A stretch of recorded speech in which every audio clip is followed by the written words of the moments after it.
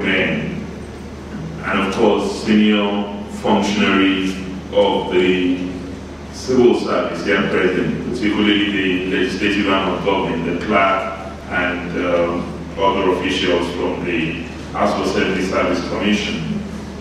I am highly delighted to welcome you all to this occasion of signing into law the bill prohibiting gender-based violence in Ekiti State. I welcome particularly the honourable members of the House of Assembly whose human efforts have resulted in the passage of this bill into law.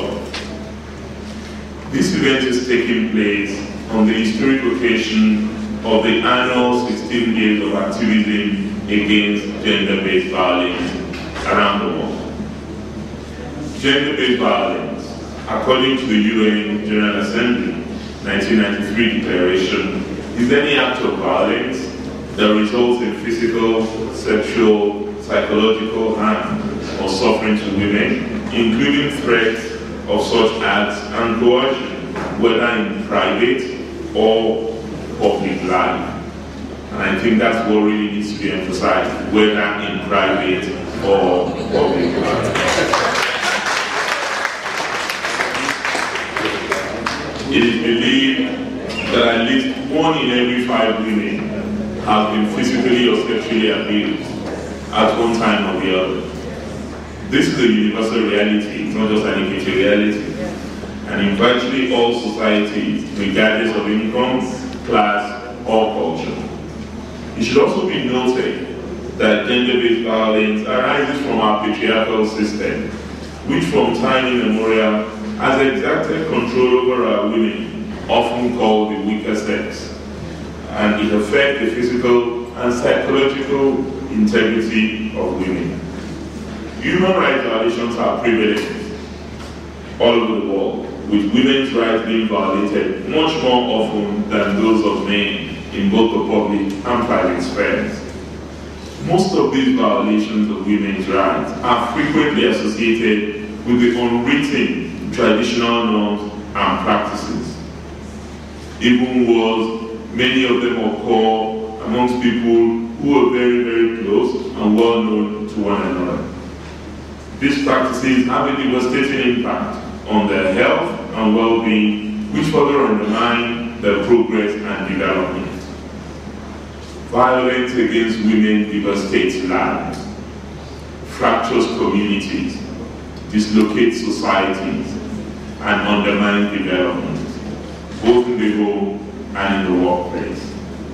It is therefore expedient to combat it by putting in place appropriate legislation. Sanctions should be put in place for severe penalties against perpetrators, protection of victims, and enhancement of public awareness on the danger of continued silence due to cultural influences and shame. I wish to state here unequivocally that the state government in Ekiti will continue to protect the human rights of all its citizens and ensure that justice takes its course against those who commit crimes rather than sweep it under the carpet. I enjoin all segments of the society, including the organized private sector, faith-based organizations, and other non-state actors, to get more involved in stemming the ugly trend of violence and abuse against women and the girl child. I want to also seize the opportunity of this signing into law to thank the honourable members of the Ekiti State House of Assembly for their trailblazing work as the most forward-looking and progressive legislature. Now that we have a legislation in place, the greater challenge is to raise the level of consciousness among our people that the maximum weight of law will be brought against domestic violence perpetrators. Excellencies, Right Honourable Speaker, distinguished ladies and gentlemen, I'd like to congratulate you all for being part of this historic ceremony. All that is required of us now is to ensure that this legislation does not just remain in the statute books, but is actively used now that we've signed to law and need to achieve its purpose of protecting our vulnerable population to enable them achieve their full potentials. Thank you. God bless you.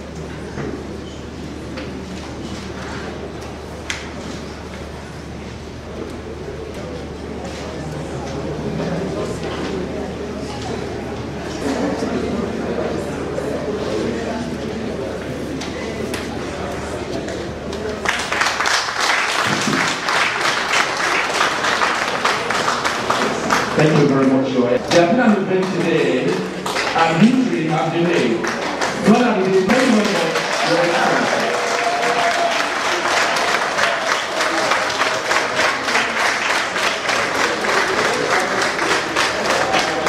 Ladies and gentlemen, we now listen to the government speech.